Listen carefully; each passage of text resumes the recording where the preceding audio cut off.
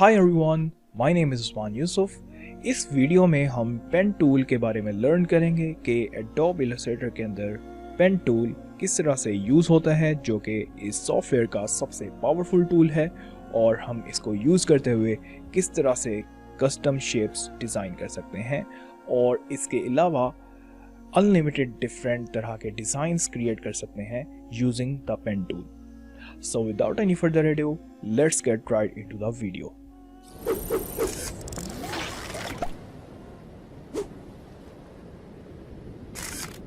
Pen tool basically free hand lines, tracing, drawing और designing के लिए इस्तेमाल होता है।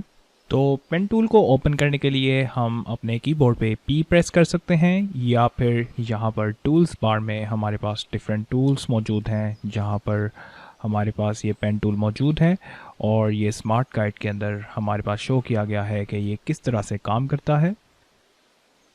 तो पेन टूल सेलेक्ट करने के बाद हम यहाँ अपने आर्ट बोर्ड पर क्लिक करेंगे तो आप देख सकते हैं कि एक पॉइंट बन गया है। इसको हम कहते हैं एंकर पॉइंट, और इसको हम कहीं पर भी फ्री हैंड मूव कर सकते हैं। दोबारा हम नीचे की तरफ क्लिक करेंगे तो आप देख सकते हैं कि और पॉइंट्स बनते जाते हैं जैसे जैसे हम क्लिक करते जाते हैं। इसी तरह से हम कोई सी भी डिफरेंट शेप्स बनाने के लिए यहाँ पर एक जगह पे क्लिक करेंगे, और जैसे ही हम अपने कैनवस पे अपने पेन टूल के साथ क्लिक करते हैं तो आप देख सकते हैं कि पॉइंट बन जाता है, और फिर हम नीचे की तरफ आके डिफरेंट प्लेसेस पे यहाँ पे पॉइंट बनाते हैं और उसको हम आगे ज्वाइन कर देते हैं। और फिर हम इस पॉइंट को ख़त्म करने के लिए एंटर प्रेस करेंगे तो आप देख सकते हैं कि हमारा जो पॉइंट है कंप्लीट होने के बाद डिलीट हो गया। इसी तरह से हम पेन टूल को इस्तेमाल करते हुए और भी बहुत सी डिफरेंट किस्म की शेप्स बना सकते हैं। जैसे कि पिछली शेप को फॉलो करते हुए हम एक नई शेप उसी तरीके से बनाते हैं। शिफ्ट प्रेस करके रखेंगे और हम साथ साथ डिफरेंट पॉइंट्स ड्रॉ करते रहेंगे तो आप देख सकते हैं कि हम अपनी नई शेप बना सकते हैं। इसी तरह से हम पेन टूल को इस्तेमाल करते हुए स्ट्रेट लाइन के अलावा डायगोनल लाइंस भी बना सकते हैं। अगर हम शिफ्ट प्रेस करके रखें और पॉइंट्स ड्रॉ करना शुरू कर दें तो आप देख सकते हैं कि 45 के एंगल पे और उसके अलावा डिफरेंट और दूसरे एंगल्स के ऊपर हम सीधी सीधी लाइंस को ड्रॉ करके एक डिफरेंट पॉलीगॉन्स की शेप बना सकते हैं। जैसे ही हम अपनी शेप को कंप्लीट करने लगते हैं तो आप देख सकते हैं कि हमारे पेन टूल के कॉर्नर पर एक छोटा सा सर्कल बन जाता है, जो ये बताना चाह रहा है कि यहाँ पर हमारी शेप कंप्लीट हो गई है, और पहले पॉइंट के साथ ज्वाइन करते हुए हम अपनी शेप को कंप्लीट कर लेते हैं। तो ये बेसिक शेप्स बनाने के बाद हम चलते हैं और कुछ नई शेप्स को एक्सप्लोर करते हैं। सारा कुछ सिलेक्ट करके हम डिलीट कर देंगे और न्यू शेप्स बनाएंगे। तो यहाँ तक तो हमने सीखा कि किस तरह से हम स्ट्रेट लाइंस बनाते हैं। अब नेक्स्ट एग्जांपल के अंदर हम सीखेंगे किस तरह से हम कर्व्ड लाइंस बना सकते हैं।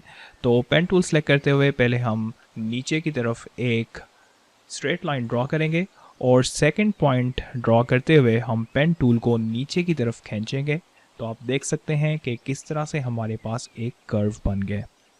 इसी तरह से हम इसको मूव करते हुए डिफरेंट प्लेसेस पे अपने कर्व को एडजस्ट कर सकते हैं। तो दूसरे पॉइंट पे क्लिक करके जैसे ही हम अपने कर्सर को छोड़ते हैं तो आप देख सकते हैं कि यहाँ पर एक जो कर्व है वो क्रिएट हो जाता है। उसके बाद हम जहाँ पे भी मूव करके दूसरी जगह पर जाते हैं तो हमारे पास एक दूसरा कर्व बन जाता है। और उसके बाद हम जैसे ही एस्केप या एंटर प्रेस करते हैं तो आप देख सकते हैं कि अब हमारा पॉइंट स्ट्रेट लाइन में कन्वर्ट हो गया है, और अब आप यहाँ से स्ट्रेट लाइन बना सकते हैं।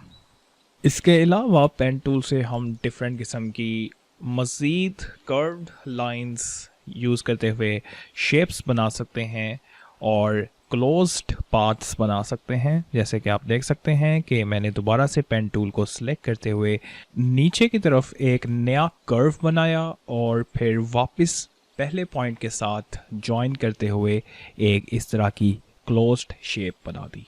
अब हम इसको मज़ीद अंडरस्टैंड करने के लिए एक और नई एग्जांपल बनाते हैं।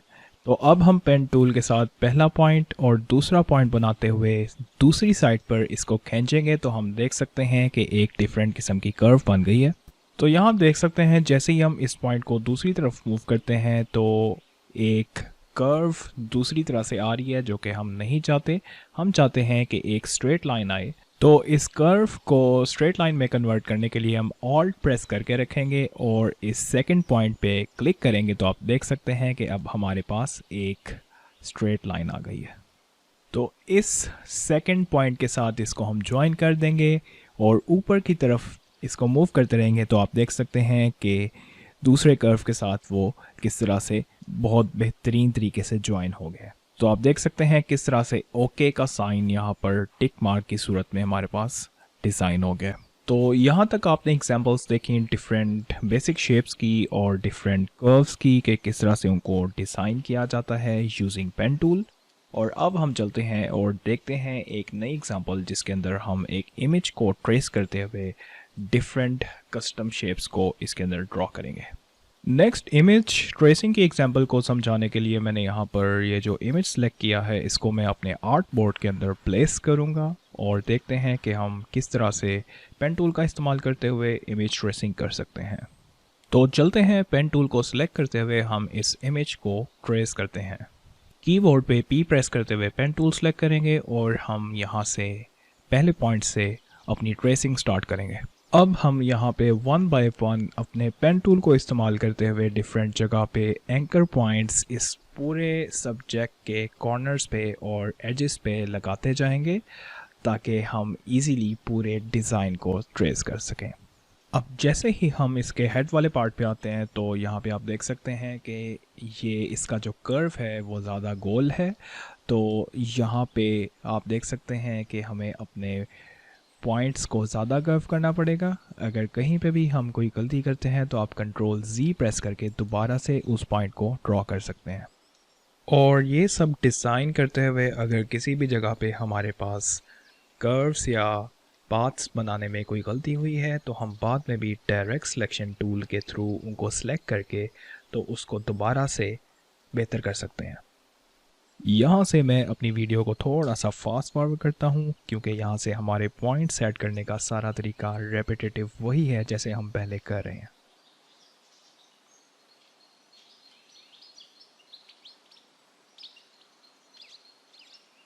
जैसे जैसे हम अपने प्रोसेस में आगे बढ़ते हैं हम देख सकते हैं कि कुछ एरियाज़ में हमारे जो लाइंस, कर्व्स और जितने भी मुड़ते हुए एरियाज़ हैं वो सब के सब डिफरेंट एंगल्स पर हैं और हर एक का जो गोलाई है वो डिफरेंट तरह से है। तो हम यहाँ से अपनी जितनी भी एडजस्टमेंट है वो कर सकते हैं। तो यहाँ से एक बार फिर हम अपनी वीडियो को फास्ट फॉरवर्ड करते हैं क्योंकि हमारे पास हर जगह पर जो प्रोसेस है वो एक जैसा है और रेपिटेटिव प्रोसेस को फॉलो करते हुए एजेस के ऊपर कर्व्स, लाइंस और पाथ्स ड्रॉ करते हुए हमने वही वाला सारा मेथड यूज़ करते हुए अपना डिज़ाइन बनाना है।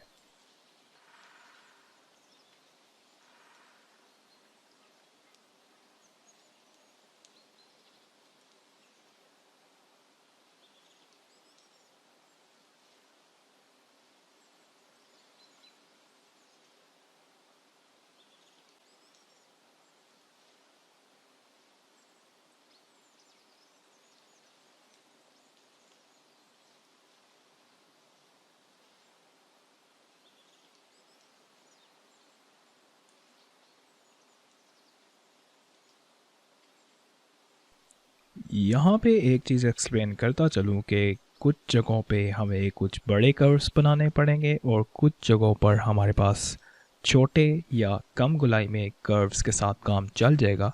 तो वो टोटली आपके ऊपर डिपेंड करता है कि किस तरह से आप अपने डिज़ाइन को एडजस्ट करते हैं। कुछ जगहों पे हमें बाद में एंकर पॉइंट्स ऐड या सबट्रैक्ट करके हमें अपने डिज़ाइन को एडजस्ट करना पड़ेगा। तो वो वाला पार्ट भी हम बाद में देख सकते हैं जो हम ऑन द गो पूरी पाथ बनाते हुए ना कर सकें।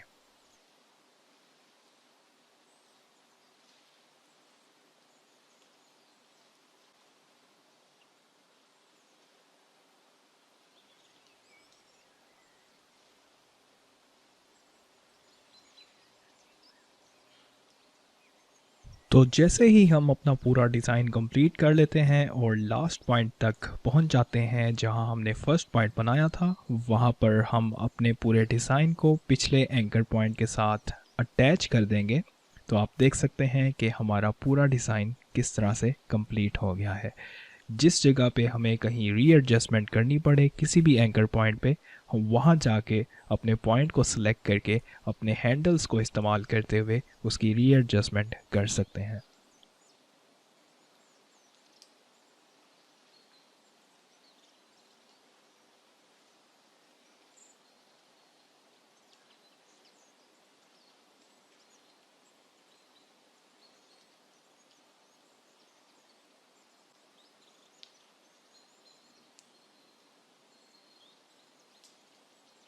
तो यहाँ पे आप देख सकते हैं कि हमने पूरी सिलेक्शन करने के बाद अपना डिज़ाइन क्रिएट कर लिया है। अब हम अपने इमेज को डिलीट कर देंगे और यहाँ से इसके अंदर हम फिल कलर भी ऐड कर सकते हैं।